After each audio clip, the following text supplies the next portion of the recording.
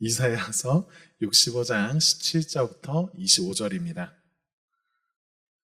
네, 다 찾으셨죠? 제가 읽어드리겠습니다. 오늘 우리에게 주신 하나님의 말씀을 들으십시오. 보라, 내가 새 하늘과 새 땅을 창조하나니 이전 것은 기억되거나 마음에 생각나지 아니할 것이라. 너희는 내가 창조하는 것으로 말미암아 영원히 기뻐하며 즐거워할지니라.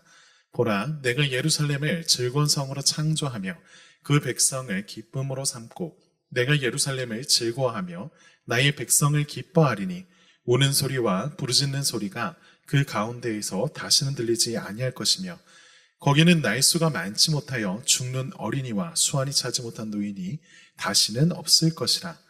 곧 100세에 죽는 자를 젊은이라 하겠고 100세가 못되어 죽는 자는 저주받는 자이리라.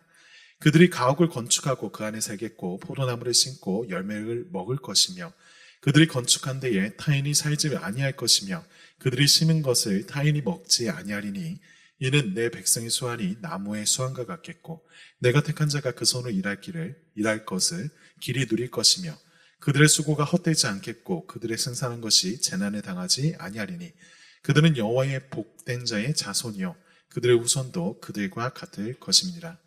그들이 부르기 전에 내가 응답하겠고 그들이 말을 마치기 전에 내가 들을 것이며 이리와 어린 양이 함께 먹을 것이며 사자가 소처럼 집을 먹을 것이며 뱀은 흙을 양식으로 삼을 것이니 나의 성산에서는 해함도 없겠고 상함도 없으리라. 여호와께서 말씀하시니라. 아멘. 오늘 우리가 같이 보는 시간 교리문답은요 23문입니다. 이거를 앞서서 같이 좀 읽고 계속 나누도록 하겠습니다. 제가 질문을 읽으면요 여러분이 답을 읽어주십시오. 23문입니다. 그 결과로 세상에 어떤 일이 일어났습니까?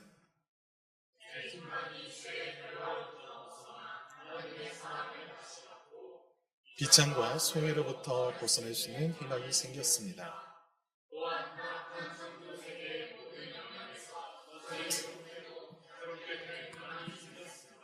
네, 그렇습니다. 여러분, 우리가 살고 있는 이 세상은요, 분명히 아름답고 경이로운 곳입니다. 그렇지만요, 동시에 깊은 고통이 있고요, 또 슬픔이 공존하는 곳이죠.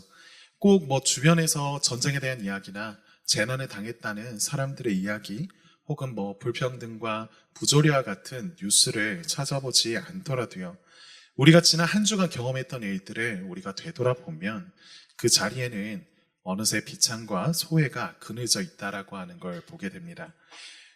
방금 말한 것처럼의 익숙하지 않은 그 표현이 아니더라도요, 관계로 인한 어려움이라든지 아니면 마음의 병이라든지 미래에 대한 불안과 걱정은요, 남 얘기가 아니죠.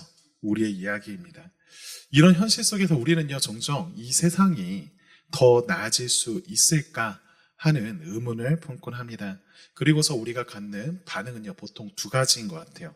첫 번째는요, 지금은 아니더라도 언젠가 괜찮아질 것이다 라고 하는 그 소망 아래에서 마치 과학이나 기술이 발달하게 된다면 서로가 조금만 더 희생하고 이해하려 애쓰고 서로 연대한다면 더 나아질 것을 기대하는 그런 마음이 하나의 반응일 거예요. 동시에 이런 반응도 있을 겁니다. 이 세상은 더 나아질 가능성 없다. 없으니까 그런 복잡하고 어려운 현실일랑 잊어버리고 미래고 뭐고 일단은 지금 당장 내가 이 자리에서 누리게 되는 것, 그것을 붙드는 게 최선인 것 같다라고 하는 반응입니다. 여러분, 이런 식의 반응이요, 단순히 우리 밖에서 사람들을 통해서 듣게 되는 반응일 뿐 아니라 우리 안에서도 종종 나타나는 반응이에요. 그 이유가 무엇인가 생각해 보니까 예수님이 하신 일이 무엇인지를 우리가 잘 알지 못해서이기도 할 거고요. 또한 예수님이 우리를 이 땅 가운데 두신 이유들을 잘 몰라서이기도 할 거고, 또 한편 이럴 겁니다. 우리가 경험하는 현실이 너무나 절망스러워서 때문이기도 할 겁니다. 여러분, 우리가 방금 전에 읽었었던 그 본문 있죠? 이사야서 말씀인데요. 이사야의 예언을 들었던 이스라엘 사람들의 현실도 비슷한 상황이었습니다. 여러분, 이사야는요, 이스라엘이 둘로 나뉘었던 거 여러분 아십니까? 모르시는 분들 많을 텐데 이스라엘이 나중에 잘못해가지고 둘로 나뉩니다.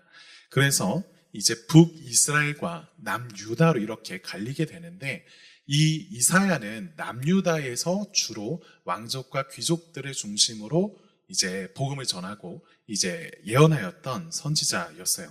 근데 이 예언이 지금 우리가 오늘 읽었던 이 예언의 말씀이 있었을 때에는 이미 북이스라엘은 다 멸망한 상황입니다. 이미 아수르가 침략해서 멸망해 있었고요. 남은 남유다 역시도 연이은 아수르의 침략에 의해서 연신 긴장이 올랐던 때였어요. 그뿐만이 아닐 겁니다. 계속 이렇게 전쟁이 있고 외세 침략이 있다 보니까요. 거리에는 가난한 자들의 탄식이 즐비했고요.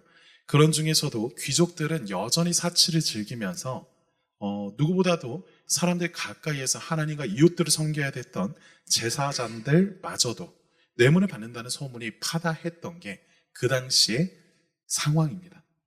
여러분, 그러면요, 보다시피 현실은 시궁창이에요. 그런 시궁창을 바라보면서 새 하늘과 새 땅을 약속하신다라고 하는 걸 곧이곧대로 믿는다라고 하는 것은 여간 쉬운 일이 아닙니다. 왜냐하면 이사야는 앞서서 계속 이스라엘에게, 남유다에게 임할 심판에 관하여서 말했던 선지자였어요. 경고하고 심판에 대하여 말했던 그 선지자였는데 사람들에게 이게 얼마나 실감이 나게 들렸을까요? 그러기에 어려웠을 거라 생각합니다. 정말 오늘 이야기한 이 말씀 그대로 새 하늘과 새 땅이 임하는 그때 평화가 도래하는 그 새 예루살렘의 시대가 도래한다면, 정말 그렇다면 좋겠지만 그것이 머나먼 미래의 어떤 꿈에 지나지 않은 얘기처럼 들렸을지도 모릅니다.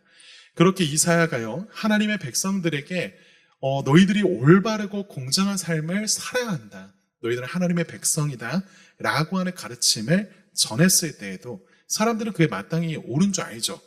그렇게 사는 게 맞다라고 하는 거 압니다. 그렇지만 심중에는 지금이 아니라 나중에 그 나라가, 그 약속되었던 하나님의 나라가 실감나게 다가오는 그때에 가능한 게 아닐까 여겼을 거예요.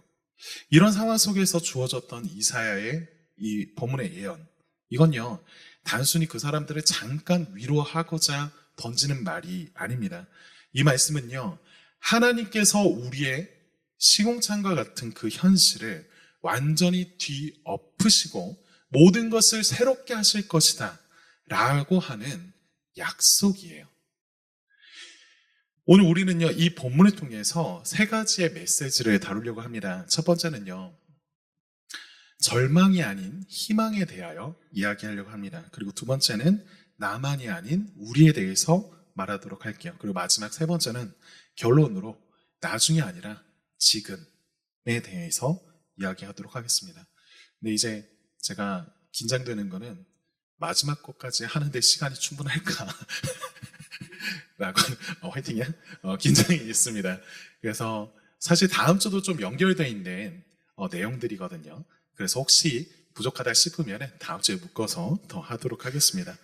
어찌됐건 우리는요, 이 세 가지 주제를 통해서 여전히 변하지 않는 현실과 그 주어진 약속, 그 사이에 간극에서 살아가는 그리스도인들이 어떤 희망을 가지고 살아가는지를 나누려고 해요. 그것은요, 예수 그리스도를 통해서 나타난 하나님의 비전이고요. 그 비전을 품고 이 땅을 사는, 이런 말 들어본 적 있나요? 이 땅을 사는 하늘의 나그네. 네. 그러한 성도의 삶이 어떤 모습인지를 같이 나누려고 합니다. 첫 번째로 같이 다뤘으면 하는 것은 절망이 아닌 희망이다 라고 하는 부분이에요. 여러분, 우리는 모두 다 더 나은 세상을 꿈꾸고 삽니다. 그것은요, 여러분이 기독교인이든지 아니어도 마찬가지로 더 나은 세상이 되었으면 좋겠다 라고 하는 게 보편적인 마음일 것 같아요. 많이 꼬여있지 않으면요. 조금만 둘러보면요, 사람들과 우리 사회 안에서도 이런 더 나아진 세상에 대한 열망은 곳곳에서 나타납니다. 우리는요, 끊임없이 변화하고 발전하는 과학과 그 기술을 보면서 그런 발전이 단순히 편리함을 넘어서 모두에게 평등한 기회를 주기를 바라요. 모두는 아닌가요? 사회 문제를 해결하는 데 있어서 이런 과학이, 이런 기술들이, 이런 의료 서비스가 더 영향을 미칠 수 있게 되기를 소원합니다. 여러분, 우리가 아직 봤을 때는 너무나 먼 일처럼 느껴지지만 우리가 하고 있는 일들 있죠. 여러분들이 직장에서 일하는 것도 그렇고 여러분들이 공부를 하면서 미래를 준비하는 그 과정 안에서 여러분들은 직업을 택하고 직업을 바라보는 데 있어서 단순히 돈을 버는 것을 넘어서 그것이 의미가 있는 일이 되기를 원합니다.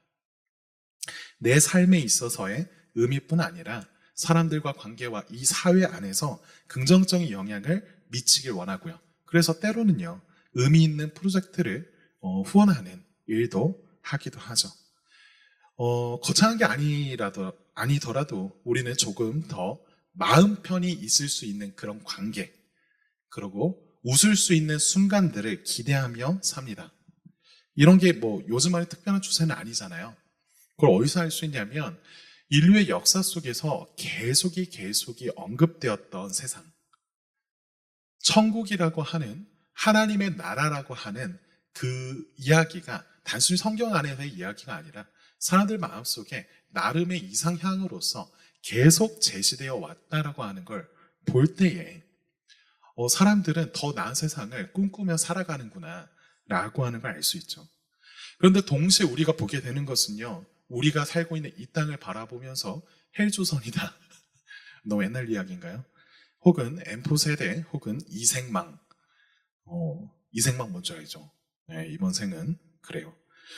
그런 자주 섞인 말들을 들으면서 우리는 더 나은 미래를 꿈꾸지만 한편으로는 그것이 실현 가능한 거 맞냐? 라고 하는 깊은 의구심을 갖고 있습니다. 현실은 달라지지 않을 것 같고요. 세상은 나아지지 않을 것 같은 마음이 우리에게 있어요. 취업은 여전히 어렵고요. 집 한 채 마련하는 것, 이거는 로또도 아닙니다. 이제는 못할 일인 것처럼 느껴지기도 해요. 그런 현실 속에서 우리는 이 세상이 과연 나아질 수 있을까라고 하는 그 의문에 대해서 점차 냉소적으로 반응하죠. 말하자면 절망에 잡아먹히는 것 같습니다. 여러분, 이사야의 애언을 들었던 당시의 사람들이라고 다른 반응이었을까요? 상황이잖아요. 더 나아질 세상을 누구라고 싫다라고 하겠습니까? 그런데 그들의 눈에 보이는 것은요, 죄다 부정적인 현실이었다 말이죠. 그런데 이사야의 메시지가 그와 완전히 상반되는 말인 거예요. 여러분, 17절 말씀을 같이 한번 읽어봤으면 좋겠는데 함께 읽겠습니다. 시작. 보라, 내가 새 하늘과 새 땅을 창조하나니 이전 것은 기억되거나 마음에 생각나지 아니할 것이다. 자, 이 말씀을 보면요, 하나님께서 이사야 선지자를 통해서 새 하늘과 새 땅을 창조할 것이라고 말씀하고 계시죠. 여기에서 창조하다 라고 하는 이 단어를 히브리어로, 그러니까 이제 유대인들이 썼던 그 언어로 바라라고 하는 동사를 사용했어요. 근데 이게 굉장히 좀 독특한 동사인 게, 성경에서 하나님이 없는 거에서 무언가를 만드실 때, 다시 말해서 하나님이 하시는 창조의 행위에 때만 사용되는 단어가 이 단어입니다. 그러니까 성경 보면은 사람이 뭔가를 만들었다든지, 노아가 방주를 만들었다든지, 아니 뭔가를 이루었다, 이런 식의 이야기를 할 때 이런 만들다라고 하는 말을 할 거 아니에요. 그런데 그때 한 번도 사용되지 않다가 이 바라라고 하는 단어는 항상 하나님이 하시는 그 사역에 있어서, 하나님이 뭔가를 만들어내시는 그 일에 있어서 이 단어를 쓴다라는 거죠. 근데 그냥 만들어내는 게 아닙니다. 이전에는 전혀 보지 못했던 질적으로 완전히 새로운 무엇을 만들 때 이 단어를 써요. 그러면서 그 뒤에 이어진 말씀을 생각할 때 이런 식의 맥락이죠. 질적으로 완전히 새로운 세상, 이전의 고통과 슬픔이 기억되거나 마음에 생각나지 아니할 만큼 완전히 새로운 세상이 올 것이다 라고 하나님은 약속하고 계세요. 그리고 이 말이 이전의 땅들, 그러니까 새 하늘과 새 땅이 온다라고 하는 게 이전에 있었던 하늘과 땅을 완전히 다 파괴해버리고 완전히 분리된 뭔가를 만드신다라고 하는 이야기는 아닙니다. 아까 말씀드린 대로 이 동사가 무에서 유를 창조하는데 많이 사용되지만요. 시편 51편 이 말씀 51편 10절의 말씀을 보면요. 다윗이 바세바를 간음하고 나서 이제 나중에 회개하는 장면의 이야기가 나와요. 그러면서 하나님 앞에서 슬피 울면서 간구하는 내용 가운데 이런 고백을 합니다. 하나님이여 내 속에 정한 마음을 창조하시고, 이렇게 다윗이 말할 때는요, 다윗은 이전에 있었던 자신의 마음을 완벽하게 부숴서 없애버리고 새로운 마음을 박아 넣어주세요 라고 얘기하는 거 아닙니다.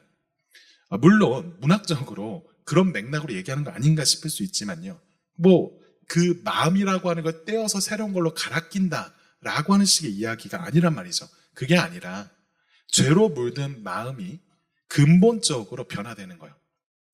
나의 마음은 끊임없이 죄를 향하여서 기울어져 나아가지만 더 이상 그렇지 않은 방향으로서 새롭게 되는 그 갱신을 말할 때 이 창조하다라고 하는 단어가 같이 쓰인다는 거예요.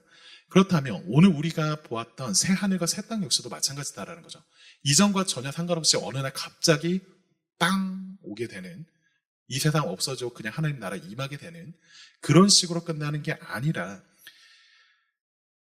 우리가 이전날에 경험하였던 것과 연속적인 면이 있지만 사실 이전날 우리가 그곳에서 보았던 슬픔들과 아픔들은 모두 다 기억나지 않을 질적으로 완전히 다른 세상이 열린다라는 거죠.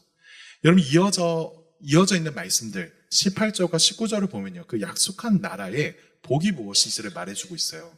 뭐냐면 그 나라는 슬픔이 없는 나라입니다. 기쁨이 가득한 곳이라고 얘기를 해요. 그리고 계속 말하는데 20절에서는요. 죽음이라고 하는 저주가 사라집니다. 그리고 21절부터 23절을 이렇게 보면 땅에 대한 저주가 해방돼요. 그리고 전국적으로 25절에서 피조 세계가 회복된다고 말합니다. 여러분 막 이렇게 나열하고 있어서 이게 뭔 소린가 싶을 텐데 사실 우리가 오전에 계속 듣고 있는 이 창조에 관한 이 말씀들 들을 때 사실 이 이야기와 많이 겹치는 것들이 있죠. 왜냐 하나님께서 처음 우리를 창조하셨을 때 단지 우리를 하나님과 관계되는 것으로 끝나게 만드시지 않으셨어요. 하나님 우리를 하나님의 형상으로 만드셨고 그 하나님의 형상으로 하여금 이 세상에 하나님의 어떠하심을 나타내고 돌봄을 통하여서 사실 이 세상 가운데 당신의 영향력을, 당신의 통치하심을 나타내길 기대하셨단 말입니다. 말하자면 이 세상과 우리는 유기적인 관계에 있다는 거죠. 그래서 아담이 타락했을 때 아담의 타락으로서 아담만 벌받고 아담만 고생하는 게 아니라 이 세상 역시도 같이 망가지는 모습을 우리가 같이 봅니다. 그러한 모든 것들이 회복된다는 거예요.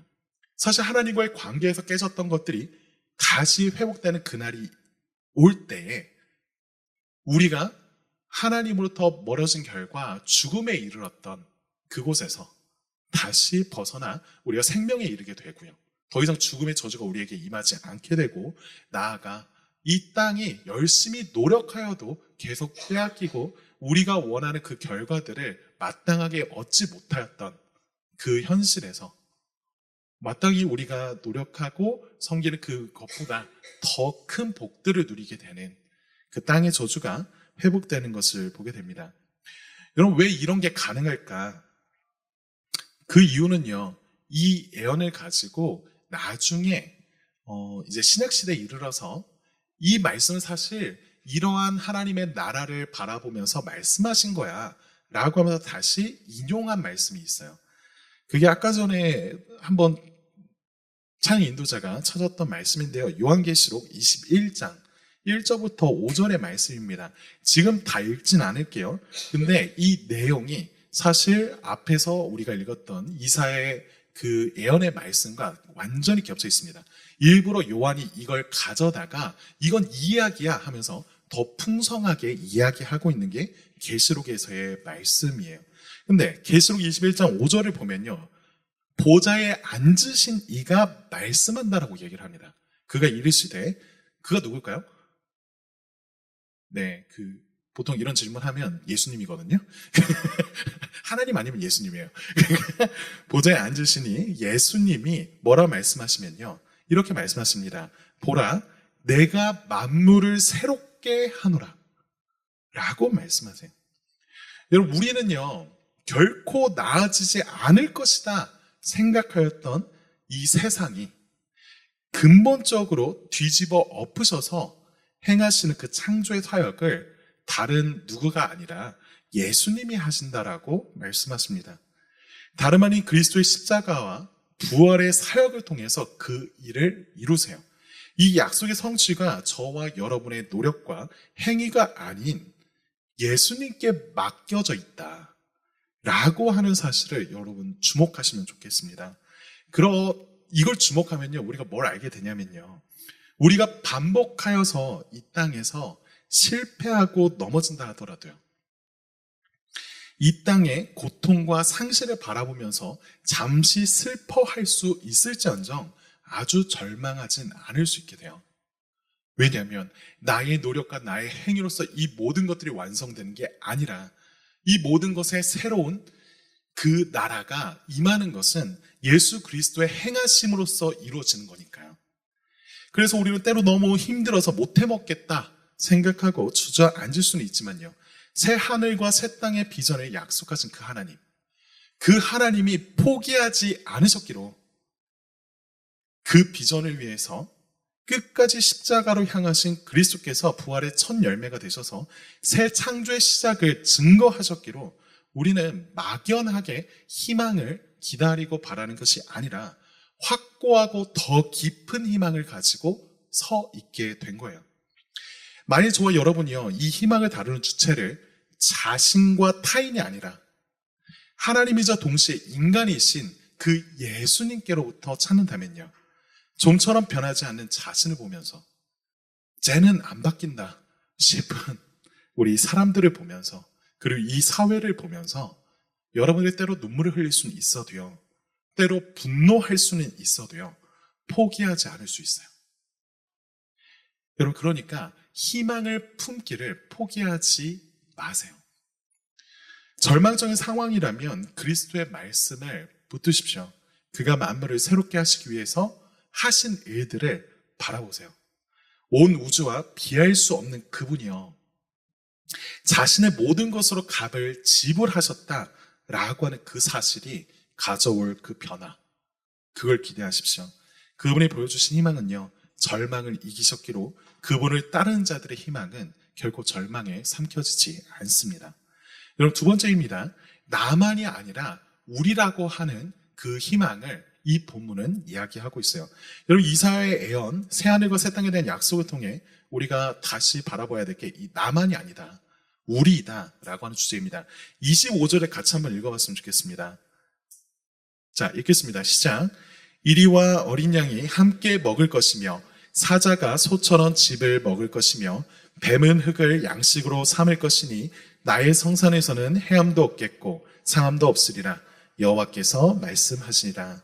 뭐 왜 중간에 다 띄어먹냐 싶을 수 있지만요, 사실 앞서서 얘기를 간단히 했어요. 그것에 담겨져 있는 그 복된 의미가 사실은 창조의 그 질서의 회복과 그 목적을 다시 성취하신 그리스도 안에서 우리에게 이루어진다라고 하는 이야기를 했죠. 그런데 여러분, 우리가 복음이라고 하는 것을 바라볼 때요, 그리고 이것이 이루어낸 어떤 결과, 그러니까 구원에 대해서 생각을 할 때 우리는 너무 좁게 이해하는 경향이 있습니다. 말하자면 이런 거예요. 저와 여러분이 구원을 생각할 때 마치 나중에 지옥에 가는 데에서 벗어나 천국을 갈 수 있게 된 그 정도, 그게 예수님이 하신 일이다 라고 생각하고 끝내는 거죠. 여러분, 우리가 만일 그렇게 생각한다면요, 여러분들의 지금의 삶에 있어서 이제 나중에 가서 행해야 할 무엇은 여러분 우리가 생각해 볼 수 있겠지만 지금 당장 달라질 것은 뭐 없습니다. 그러한 소망이 지금 나를 어떻게 변하게 만드느냐에 있어서도 별로 기대할 게 없어요. 그런데 우리가 방금 읽었던 이 말씀은요, 온 우주에 임할 평화를 얘기합니다. 여러분, 힘이 센 존재, 뭐 포식자라고 얘기합시다. 포식자하고 피식자가 그냥 육식동물하고 조식동물이요, 서로를 향하여서 먹고 도망치는 그런 관계가 사라질 거라고 얘기를 해요. 이게 단지 그 육식동물과 초식동물의 이야기만이 아니라 그 나라에서 살아가는 백성들의 사이, 사람들의 관계, 그 사회 역시도 그럴 거란 얘기입니다. 인간만이 아니라 온 피조 세계에서 폭력과 갈등이 사라져요. 완전한 평화가 임할 거라고 약속하고 있습니다.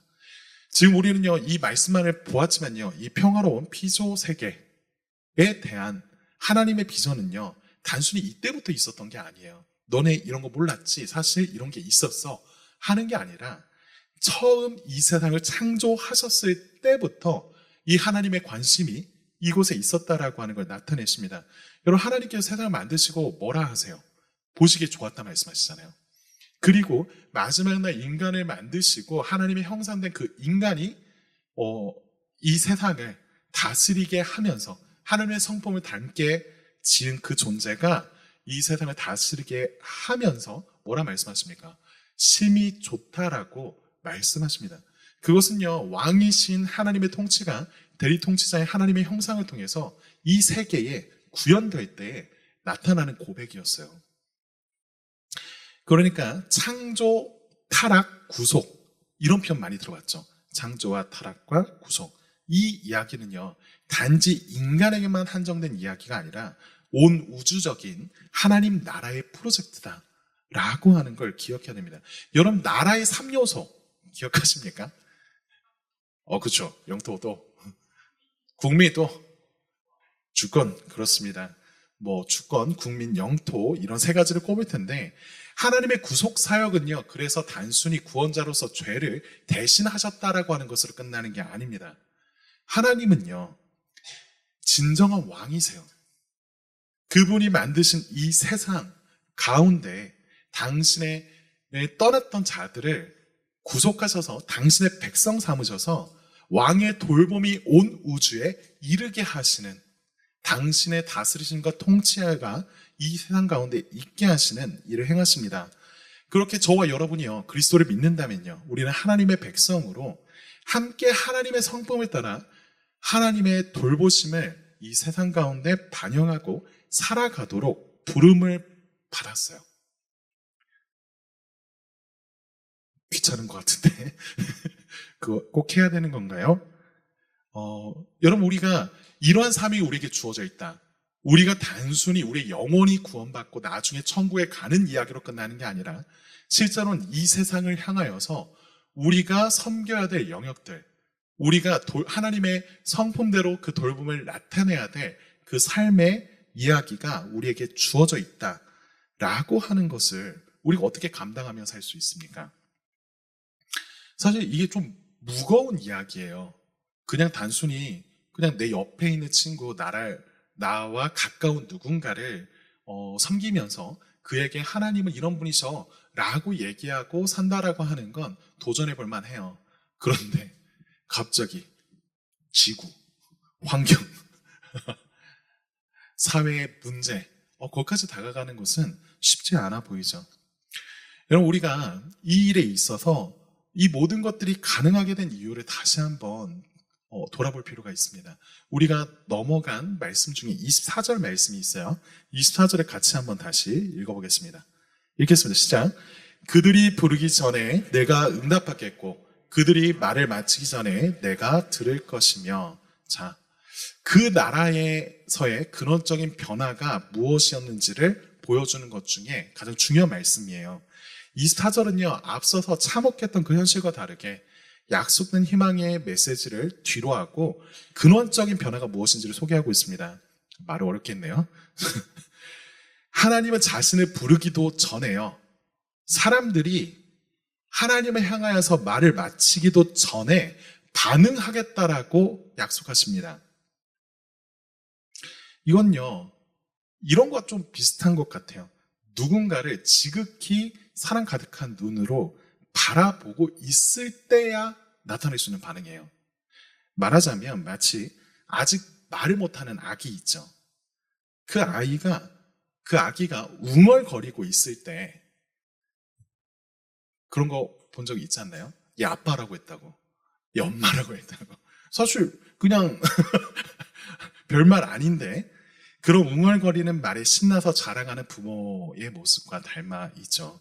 아이의 작은 움직임에도 민감하게 반응하는 부모의 그 지극한 사랑처럼요. 그저 존재만으로 사랑하고 아끼는 대상을 두고 하나님이 바라보시는 겁니다. 하나님이요, 우리를 그리스도 안에서 자녀 삼으셨다라고 하는 것은 하나님이 아버지가 되셨다라고 하는 이야기입니다. 그렇게 그분은요, 응당 당신의 자녀들의 간구와 그 필요에 있어서 우리가 요청하기도 전에 우리를 살펴서 돌보시는 분이세요. 성령님께서 우리가 예수 그리스도를 믿고 그의 형제 되었고 하나님의 자녀가 되었기로 하나님은요, 성령 하나님을 우리 가운데 보내셨습니다. 성령님께서 우리 안에 함께 하시기로 우리 자신도요, 잘 알지 못하고 헷갈려하는 우리의 마음과 진정한 필요를 그분이 아시고요, 그것을 위하여 하나님께 간구하시고 채우세요. 여러분, 로마서 5장 8절에 이렇게 말씀했었어요. 우리가 아직 죄인 되었을 때에 우리를 위해서 죽으신 분이 있다. 누구죠? 예수님이십니다. 그 예수가 우리가 아직 죄인 되었을 때에 우리를 위하여 죽으사 우리에 대한 하나님의 사랑을 확증하셨다라고. 그러니까 우리는요, 우리가 뭔가를 하기도 전부터 우리를 바라보시고 우리를 사랑하신 하나님의 사랑을 확신할 수 있는데 그리스도를 보면서 확신할 수 있는 거죠. 여러분, 그러니까 이 모든 관계는요, 처음부터 끝까지 이 이사야의 예언이 말하고 있는 그 특별한 사랑의 관계는 처음부터 끝까지 우리의 상태나 행위에 따라서 이루어진 게 아닙니다. 그저 하나님이 주권적으로 사랑하신 거죠. 그렇기에 그리스도인은요, 더 이상 나의 행위의 모자람으로 하나님이 우리의 기도를 듣지 않는 것 같아서 절망에 머물러 있지 않아도 돼요. 제가 제자훈련 할 때에 한 번씩 소개하는 이야기인데 이런 식의 이야기예요. 어린 아이가요, 자다가 힘겨워서 울 때 있죠. 다 자는데 저 깨가지고 힘들다라고 뒤척이고 소리 지르는 그때에 부모는요, 당연하게끔 그에게 다가와서 그를 돌봅니다. 그때 아기는요, 부모가 무엇을 포기하고 이 자리에 나왔는지, 자기를 왜 이렇게 섬겨주는지 다 이해하면서 그 모든 걸 반응하고 있지 않아요. 단지 지금 당장에 목마르고 지금 당장 배고프고 지금 당장 찝찝한 그것에 집중해서 울 뿐이죠. 그럼에도 불구하고 그때 이미 부모는요, 그의 자녀의 어떤 조건이나 자격을 따라서 그를 사랑하는 게 아니라 그냥 그가 사랑하기에, 그 사랑이 넘치기에 그에게 다가가 그를 돌보고 있죠. 이런 식의 사랑이 그리스도 안에서 우리에게 주어져 있는 겁니다. 더 이상 우리는요, 외면받을까 두려워하면서 내 존재의 가치를 증명하는데 목매지 않아도 돼요. 이러한 하나님의 사랑이 너무나 크고 놀랍기에 더 이상 이것을 여러분 혼자 독차지하려고 다른 사람들을 나 몰라 하면서 혼자 찾아가지 않아도 됩니다. 그분의 사랑이 변함없고 다함없다는 사실을 안다면요, 기꺼이 다른 이들에게도 나눌 수가 있습니다. 왜요? 다 퍼줘도 아무것도 잃지 않으니까요. 여러분, 뭐 피자 한 판 시켜가지고 우리가 같이 먹는다라고 하면 그때부터 눈치 싸움이잖아요. 그렇죠? 8조각 정도 되나요? 보통? 네. 그럴 텐데 그 8조각으로 나뉘어져 있는 피자가 알고 보니까 계속 무한으로 계속 나와요. 그러면요, 우리는 그 조각을 세느라 고민하고 사람들을 그 나누는 데 있어서 내가 몇 조각 먹어야 되지? 라고 하는 고민을 힘겹게 할 필요가 없죠. 기꺼이 사람들에게 나눠줘도 괜찮습니다. 그리고 그러한 것이 그렇게 다 퍼주고 나누어도 아무것도 잃지 않는 사람처럼 내어주고 희생하는 것이 하나님이 기뻐하시는 바인 줄 알기에 때로 내가 나눔으로 비워지게 된 그 자리, 그것을 다시 하나님께서 채우실 은혜를 경험하게 되는 터가 된다라고 하는 걸 알기에 때로 두렵고 떨리지만요, 그 긴장을 믿음 안에서 기쁨으로 받아들이는 거죠.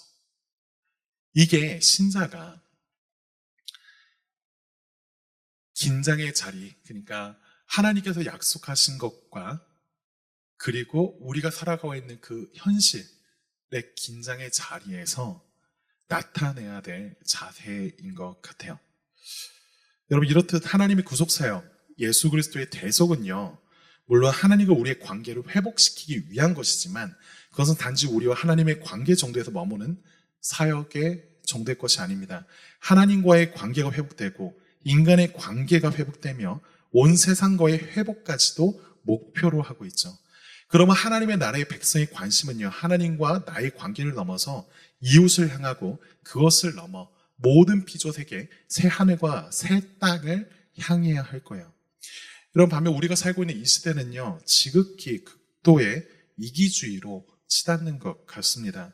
나를 중심으로 모든 것이 돌아가야 된다 생각하는 것이 일반이에요. 내 행복과 내 성공이 일단 가장 우선시 됩니다. SNS를 사용하는 것은 나를 표현하는 것을 넘어서 과시하는 도구가 되었고요. 개인의 취향이라고 하는 말은 모든 것을 정당화하게 만들었습니다. 여러분, 심지어 신앙생활을 할 때조차도요, 나와 하나님과의 개인적인 관계에만 괜찮다면 다 된다라고 하는 생각을 우리가 갖죠. 그렇지만요, 성경이 보여주는 하나님 나라의 비전은 이것과 다르다는 거예요. 하나님은요, 우리를 개인으로만 아니라 한 몸을 이루는 지체로서 부르십니다. 에베소서 1장 22절 23절은 말해요. 하나님께서 십자가의 구속사역을 마치고 부활하신 그 그리스도를 높이셨다라고 말을 합니다. 그리고 그를 만물을 다스리게 하는 그 자리에 두셨다라고 말하죠. 사실 생각해 보면 예수님은요, 성자 하나님으로서 이미 만물을 다스리시는 분이세요. 근데 그분께서 만물을 다스리시는 자리 가운데 서게 되었다라고 하는 건 대체 무슨 말일까요? 여기서 말하는 것은요, 첫 창조의 목적, 그러니까 하나님의 형상으로 지음받아 만물을 다스리던 그 아담이 실패해서 잃어버렸던 그 지위요. 그 지위를 예수 그리스도께서 둘째 아담으로서, 그러니까 하나님이 아닌 인간으로서 회복하셨다라고 하는 것을 말해줍니다. 이게 왜 중요한데요? 교회는요, 그런 그리스도의 몸이라고 했잖아요. 교회는 머리이신 그리스도의 통치를 따라서, 에베소서의 고백을 따르자면 만물 안에서 만물을 충만케 하시는 이의 충만함이라고 고백됩니다. 교회는요, 오로지 만물 안에서 만물을 충만케 하시는 분, 완전하고 풍성하신 그리스도를 의지함으로 모든 피조물이 본래의 목적과 조화를 찾도록 돌보는 일에 부르심을 받았습니다. 여러분, 25절에서 하나님의 성산이라고 하는 게 등장합니다. 성경을 읽다 보면 하나님의 거룩한 산이라고 하면서 시온산을 여러 번 언급할 때가 있어요. 그런데 그 산이 대체 뭐냐라고 했을 때, 이 시온산이라고 하는 것은 하나님의 통치가 가시적으로 임한 장소를 가리켜요. 하나님께서 임하셔서 그들에게 당신의 통치하심을 나타내시고 그들이 하나님의 뜻대로 살아가는 그 나라의 모습이 드러난 거예요. 그런 점에 있어서 교회는요, 이 성산에 대한 이 25절이 보여줬던 그 평화의 비전과 무관하지가 않다라고 하는 거예요. 만일 여러분이 그리스도를 믿는다면 여러분은 그를 머리로 삼으셔야죠. 그를 따르셔야 됩니다. 만일 여러분이 그리스도와 동일시됨으로 여러분의 죄가 해결받기를 원하신다면요, 여러분은 그의 머리 대심 아래 한몸된 교회의 지체가 된 것을 부인할 수 없어요. 그렇기에 우리는요, 그 몸을 가지고 하나님께서 이루고자 하시는 우주를 향한 구속 프로젝트에 참여하게 된 거예요. 뭐 이렇게 거창한가? 그리고 그것은요, 여러분이 단순히 예배를 참석하는 정도의 이야기가 아닐 겁니다. 앞서 얘기한 것들이 다 사실이라면 여러분요, 단순히 예배를 참석하는 정도에서 넘어서 공동체의 일원이 되셔야 해요. 이 말은 이런 식으로 얘기할 수 있겠죠. 여러분이 다른 이들이 당한 일들을 바라볼 때 남일처럼 그냥 내버려 두지 마시라는 얘기예요. 누군가가 아파할 때 함께 아파하고 누군가 기뻐할 일이 있으면 함께 기뻐하는 것. 그게 가족이죠. 그게 공동체입니다. 여러분들은요, 교회 안에서만이 아니라 일터에서 그리고 사회에서 우리의 삶의 모든 영역에서 그러한 부르심을 갖고 나아가게끔 초청받았습니다. 여러분, 마틴 루터 킹 목사님에 대해서 들어본 적 있죠? 나는 꿈이 있습니다. 라고 하는 그 연설로 너무 유명한데, 이분이 이사야의 말씀들을 가지고 설교한 적이 되게 많은 것 같아요. 그래서 좀 여러 가지 살펴보다가 이분이 하신 설교 중에 원수를 사랑하라 라고 하는 설교가 있습니다. 그 설교에서 이런 이야기를 하세요. 원수를 친구로 만들 수 있는 힘이 있다면 그것은 사랑뿐입니다. 맞죠? 여러분, 원수를 사랑하라고 하는 말은 너무나 어렵고 부담스러운 말입니다. 그렇지만 그것이 가능한 이유가 있다라고 하면요, 그것은 사랑일 거예요. 그냥 사랑도 아니죠. 그리스도로 말미암아 우리가 받아 누렸던, 이해할 수 없던 조건 없는 허난 그 사랑이 우리 앞에 놓여 있을 때, 그 사랑을 우리가 붙들고 그 사랑에 힘입어 살아갈 때 우리는요, 부인하지 못하고 살아간다는 겁니다. 원수를 친구로 대할 수 있게 된다라는 거죠. 여러분, 이러한 그리스도의 사랑을 묵상하십시오. 그리고 그분이 원수를 사랑하사 하신 일이 모든 것을 변하게 한다라고 하는 그 소망 아래에서 나아가십시오. 여러분, 마지막 세 번째입니다. 나중이 아닌 지금이에요. 이것은 굉장히 간단하게 말하고 끝내도록 하겠습니다. 여러분, 문제가 이것이죠. 앞서 이 모든 것들이 이루어질 이상임을 우리가 압니다. 언젠가 하나님께서 이 일을 완벽하게 이루실 거라는 거 알아요. 그렇지만 지금의 현실은 간극이 좀 있는 게 문제예요. 앞서 이사의 예언을 들었던 남유다 백성들의 현실처럼요, 우리는요, 여전히 변하지 않는 현실과 주어진 약속의 간극 속에서 살아갑니다. 말씀하신 것처럼 언젠가 나중에 그렇게 되길 바라지만 적어도 지금은 그것이 우리의 현실과 상관없어 보이는 날들이 많아요. 그러니까 이런 희망이 다 정신승리 아니냐 싶기도 하죠. 정말 이 기다림의 끝에 하나님이 서 계신 거 맞냐? 하나님이 그 자리에서 우리가 행한 그 모든 것들이 의미 없던 것이 아니라 하나님의 나라를 위하여서 사용되었던 무엇이라고 말씀하실까? 정말 그럴까? 라고 하는 의심이요. 예수님은요, 하나님의 나라를 두고서 이미 우리 가운데 임하였다라고 말씀하셨던 분이십니다. 바리새인들이 물었어요. 하나님 나라가 대체 언제 임합니까? 예수님께서 대답하셨죠. 하나님 나라는 볼 수 있게 임하는 것 아니다. 또 여기 있다 저기 있다라고 못하리니 하나님의 나라는 너희 안에 있느니라. 어려운 말입니다. 뭔 말이에요? 여러분, 우리가요, 주기도문에서도 이런 고백을 합니다. 하늘의 뜻이 이 땅에 이루어질지어다 라고 간구하죠. 여러분, 하나님의 나라가 그리고 그의 통치가 이 땅에 침투하는 것을 바라면서 간구하는 것이 방금 전에 그 기도예요. 우리가 바라보고 있는 이 세상이 하나님의 통치부터 동떨어져 있다라는 겁니다. 그 동떨어진 세상 가운데 하나님께서 임재하셔서 주님께서 그곳을 당시의 나라 삼으사 당시의 나라에서 이루어지는 일들처럼 병쾌해달라는 거죠. 근데 그 일이 어떻게 일어나요? 그 땅에 가득한 죄의 문제를 그리스도가 대신 짊어지심으로요.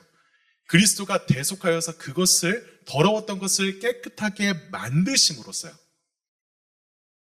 우리를 그렇게 새롭게 하사 그 자리 가운데에서 다시 그리스도를 그 땅 가운데, 그 삶 가운데 초청함으로써 이루어집니다. 여러분, 그 모든 하나님의 나라의 통치의 일들, 그 시작은요, 그리스도 안에서 구원받은 자들이 그리스도의 부활과 더불어 새로운 피조물이 된 것에서 시작됩니다. 저와 여러분이 예수 그리스도를 믿고 그 안에서 새로운 피조물이 되었다라고 하는 게 주님의 이 프로젝트에 있어서 진정한 변화가 일어난 그 시작점이라는 거죠. 그리스도의 속죄 사역은요, 죄인이었던 사람들을 정결하게 하고 그들의 삶과 문화를 서서히 변화시킵니다. 문제는 서서히예요. 여러분, 이미와 아직이라는 말 들어봤을 겁니다. 이미 이루어졌지만 아직 완전히 임하지 않은 그 긴장의 틈 안에서 살아가는 게 성도이죠. 만일 우리가 아직에 너무 집중하면요, 우리는 계속 실패하는 경험을 하게 될 겁니다. 왜요? 오늘 이사야가 말했던 거예요. 그리스도가 품으셨던 그 하나님의 비전을 가지고 우리가 이 세상을 바꾸자. 뭘 두려워하냐? 이미 하나님 나라가 임하였다라고 열심히 기도하면서 비전을 품고 세상에 나가보면 여러분 어떻게 돼요? 여러분이 박살납니다. 다 박살나요. 분명 하나님이 나와 함께 하신다고 했는데 늘 내가 박살나는 걸 경험합니다. 잘 안 돼요. 그러다 나중 가서는 신앙의 회의를 품게 되는 일들도 많습니다. 왜 그럴까요? 여러분, 교회가, 그리고 우리가요, 하나님의 나라의 모형으로서 그 나라가 어떠한 변화와 어떠한 영광을 나타내는지를 담아 나타내지만 완성된 하나님 나라 그 자체는 아니니까요. 반대로 우리가 임의에 집중한다면 어떨까요? 삶이 허무해질 겁니다. 그냥 예수님 오시면 그냥 다 끝나는 거예요. 내가 아무리 노력해도 이거 변하지 않는 이 세상 가운데 하나님 빨리 와주세요. 그거면 됩니다. 라고 하는 거 안에 여러분의 삶의 하루하루의 시간들을 그냥 놓아버리게 되는 경험을 할 수도 있습니다. 저는 고등학교 때 이런 의문이 있었어요. 왜 하나님이 사람들을 구원할 때 단번하게 그냥 한 번에 완전히 제가 그 영향을 없애주시면 좋았을 건데 왜 그렇게 하지 않으실까? 한 번에 우리의 죄와 그로 말미암은 그 결과들을 다 앗아가셨으면 그리스도의 승리와 함께 그 모든 것들을 다 덮으셨으면 좋았을 텐데 왜 그렇게 하지 않으셨을까? 그러면서 현실이 너무나 무겁고 벅차고 힘겨워서 아니면 내가 이렇듯 계속 죄로 넘어지고 하나님을 욕되게 하는 삶을 계속 사는 것보단 차라리 어서 빨리 하나님의 나라로 데려가시면 좋겠다라고 하는 생각을 했던 날도 있습니다. 그럼 이것은 저 자신만을 볼 때 이야기가 아니라 교회를 볼 때도 마찬가지의 생각이었어요. 교회를 보니까 제 속이랑 별반 다르지 않은 것 같은 거예요. 정말 예수를 믿긴 하지만 그래서 때로 전에는 내 속에 나타낼 수 없던 마음들이 그 삶들이 나타나는 게 신기하긴 하지만요. 약속하셨던 그 나라에 비하면 여전히 한참 먼 모습들을 보니까요. 우리는 건강하고 이상적인 교회를 꿈꾸지만요. 교회가 그렇게 되기에는 여간 힘겨운 게 아니다라고 하는 걸 보면서 주님 빨리 좀 와주십시오. 라고 하죠. 간단히 말한다고 해놓고 길게 말했는데 그러면 여러분 결론은 그렇습니다. 이 간극 안에서요. 이 긴장 안에서 우리는 어떻게 살아야 합니까? 하나님의 나라가 빨리 오기를 바라면서 지금 하루의 삶이 그냥 의미 없는 것처럼 그냥 두고 나의 하루의 삶을 그냥 나 먹고 사는 데 있어서 살고 있으니까 해야 되는 그 무엇 정도로 생각되면요.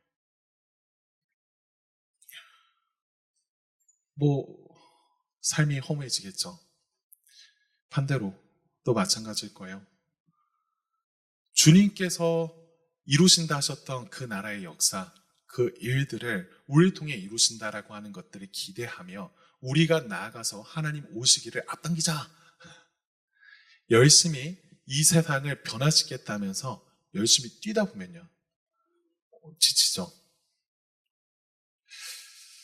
그때 우리에게 필요한 것은 이것입니다. 우리의 인생이요. 단지 우리가 꿈꾸는 우리 한 사람의 비전을 통해서 이 세상을 변화시키는 것. 그것에 우리의 온 관심을 두는 게 아니고요. 하나님께서 당신의 구속의 원대한 계획 안에서 우리의 인생을 두셨다라고 하는 걸 바라보는 거예요. 예수 그리스도를 통하여서 창조의 그 목적을 이루신과 동시에 우리를 새롭게 하사 그 목적 가운데 참여하게 하신 그 일이 내가 아무리 발버둥 쳐도 어떠한 변화로서 일어나지 않는 것처럼 보이는 그날에도 여전히 하나님께서는 일을 하시고 결국 그 계시록이 약속하였던 그날이 오기까지 아직 완성되지 않은 이 성경의 역사의 이야기 안에서 계속 하나님이 일하시는 것을 기대하는 거죠. 하나님은요, 계속 당신의 말씀이 이 현실 가운데 드러나고 나타나는 것을 행하고 계십니다.